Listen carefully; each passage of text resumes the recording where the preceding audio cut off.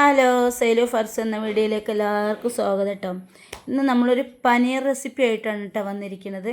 അതായത് പനീർ കൂട്ട് എങ്ങനെ ഞാൻ വെക്കുന്ന രീതി കാണിച്ചു തരാനാണ് കേട്ടോ ഞാൻ വന്നിരിക്കുന്നത്. അപ്പോൾ ഞാൻ ആദ്യം പനീറിന് മുളക് പൊടി മഞ്ഞൾപ്പൊടിയൊക്കെ ഇട്ടിട്ട് മസാല പുരട്ടിയിട്ട് ഞാനതിനെ വറുത്തെടുക്കുകയാണ് കേട്ടോ. മസാല പുരട്ടുന്നതൊന്നും ഞാൻ കാണിച്ചെന്നില്ല, പെട്ടെന്നാണ് ഇത് വറക്കുമ്പോഴാണ് വീഡിയോ എടുക്കാന്നുള്ള ഓർമ്മ വന്നത്. പിന്നെ ഞാനിത് കുറേ ദിവസം മുന്നേ എടുത്ത് വെച്ച വീഡിയോ കേട്ടോ, ഇന്ന് എടുത്തതൊന്നുമല്ല, കുറേ ദിവസം മുന്നേ എടുത്ത് വെച്ച വീഡിയോ ആണ്. അപ്ലോഡ് ചെയ്യാൻ മറന്നു പോയതല്ല, എഡിറ്റ് ചെയ്യാൻ മടി കൊണ്ടിരുന്നതാണ്. അപ്പം ഞാൻ അതിനൊക്കെ വറുത്തെടുത്തിട്ടുണ്ട്. ആ ചട്ടിയിൽ ഞാൻ വെളുത്തുള്ളി ഇഞ്ചി ഇത് രണ്ടും ചെറുതാക്കി അരിഞ്ഞിട്ട് ഞാൻ അതിലിട്ട് കൊടുത്തിട്ടുണ്ട് കേട്ടോ. ഒരു വെളുത്തുള്ളിൻ്റെ കഷ്ണം മുറിയാണ്ട് കിടക്കുന്നുണ്ട്. അപ്പോൾ അതിനിങ്ങനെ മുറിക്കാൻ ഒരുപാട് കഷ്ടപ്പെട്ടു. അപ്പം ഞാൻ അതിൻ്റെ മുന്നായിട്ട് നമ്മളെ വീഡിയോ സബ്സ്ക്രൈബ് ചെയ്യാത്ത കൂട്ടുകാരുണ്ടെങ്കിൽ സബ്സ്ക്രൈബ് ചെയ്യുക, ഷെയർ ചെയ്യുക, ലൈക്ക് അടിക്കുക, ഓൾ എന്ന ബെൽ ബട്ടൺ അടിക്കുക കേട്ടോ. പ്രത്യേകിച്ച് എനിക്ക് പറയാനുള്ളത്, നിങ്ങൾ കമൻറ്റ് ഒന്ന് അറിയിക്കണം കേട്ടോ. നിങ്ങൾ ആരും കമൻറ്റ് അറിയിക്കണില്ല, നമ്മുടെ വീഡിയോസൊക്കെ കാണുക, ഷോർട്സൊക്കെ കാണുക.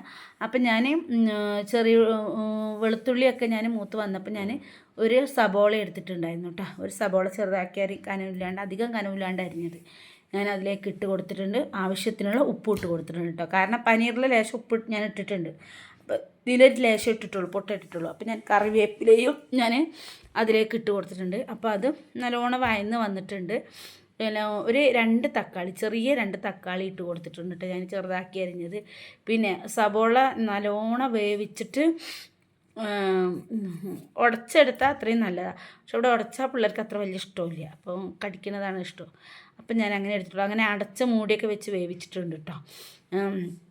അപ്പം ഞാൻ അതിലോട്ട് തക്കാളിയൊക്കെ നല്ല ഉടഞ്ഞ് വന്നിട്ടുണ്ട്. അപ്പം ഞാൻ അതിലോട്ട് മുളക് പൊടി, മഞ്ഞൾപ്പൊടി, മല്ലിപ്പൊടി കേട്ടോ, ഇതൊക്കെ ഞാൻ ഇട്ട് കൊടുക്കുകയാണ്. ഞാൻ പിന്നെ കുരുമുളക്, പെരിഞ്ജീരകത്തിൻ്റെ പൊടി, ഇതൊക്കെ ഞാൻ ഗരം മസാലപ്പൊടി, ഇതൊക്കെ ഞാൻ പനീർ മസാല പുരട്ടിയപ്പോൾ അതിലിട്ടിട്ടുണ്ട്. അതുകൊണ്ട് ഞാൻ മസാല ഇതിലിടുന്നില്ല കേട്ടോ, അതിലിട്ട് കൊടുത്തിട്ടുണ്ടായിരുന്നു. ഇത് നല്ലോണം ഈ പൊടികൾ നല്ലോണം മൂത്ത് വരട്ടെ. അതിലേക്ക് നമ്മൾ ഒരു ടേബിൾ സ്പൂൺ തൈര് നമ്മൾ ചേർത്ത് കൊടുക്കണം കേട്ടോ. നല്ല കട്ടത്തൈര്, പുളിയുള്ള കട്ടത്തൈര് കേട്ടോ. പക്ഷേ നിങ്ങളൊക്കെ ഉണ്ടാക്കുന്നത് എങ്ങനെയെന്ന് എനിക്കറിയില്ല. പനീർ പല രൂപത്തിലുണ്ടാക്കും. ഞങ്ങൾ കഴിക്കുന്ന രൂപമാണ് കേട്ടോ ഞാൻ ഉണ്ടാക്കുന്നത്. ഞാൻ വല്ലപ്പോഴും, പിള്ളേർക്കൊന്നും അങ്ങനെ ഇഷ്ടമില്ല പനീർ, വല്ലപ്പോഴും എപ്പോഴെങ്കിലൊക്കെ ഉണ്ടാക്കുള്ളൂ. പിന്നെ വരുമ്പോഴൊക്കെയാണ് അധികം ഉണ്ടാക്കുക. പിന്നെ ഞാൻ ആ മസാലയൊക്കെ നല്ലോണം വേവിച്ചെടുത്തതിന് ശേഷം ഈ വറുത്ത് വെച്ച പനീർ ഞാൻ അതിലേക്ക് ഇട്ട് കൊടുക്കുന്നുണ്ട്. ലേശം മല്ലിച്ചപ്പും ഞാൻ ഇട്ട് കൊടുത്തിട്ടുണ്ട്. ഇനി ഇത് നല്ലോണം ഒന്ന് സെറ്റായിട്ട് പറ്റുക. അതിലേക്ക് ചെറിയൊരു കാപ്സിക്കൻ്റെ കഷ്ണം മുറിച്ചതും ഞാൻ ചേർത്ത് കൊടുക്കുന്നുണ്ട് കേട്ടോ. നല്ലോണം ഒന്ന് ചെറുതാക്കി, പക്ഷേ അത് ഉടയാൻ പാടില്ല കേട്ടോ. അത് നല്ലോണം വെന്ത് ഉടയാനൊന്നും പാടില്ല. അത് ആവശ്യത്തിനുള്ള ഒരു ഇത് ഒന്നും ചൂടായാൽ മതി കേട്ടോ, അത് ഇട്ട് കൊടുത്തതിന് ശേഷം.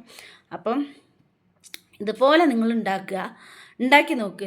നിങ്ങൾ അതായത് നിങ്ങളെങ്ങനെയാണ് ഉണ്ടാക്കുന്നത് നമുക്കറിയില്ല. ഞാൻ പറയുന്നത് എന്തിനേയും മിസ്റ്റേക്ക് ഉണ്ടെങ്കിൽ ക്ഷമിക്കണം കേട്ടോ.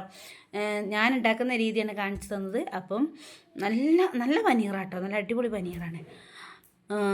എല്ലാവരും ഇതുപോലെ ട്രൈ ചെയ്ത് നോക്കുക. വീണ്ടും ഞാൻ പറയുകയാണ്, നമ്മളെ ചാനൽ സബ്സ്ക്രൈബ് ചെയ്യുക, ഷെയർ ചെയ്യുക, ലൈക്ക് ചെയ്യുക, ഓൾ ബട്ടൺ അമർത്തുക.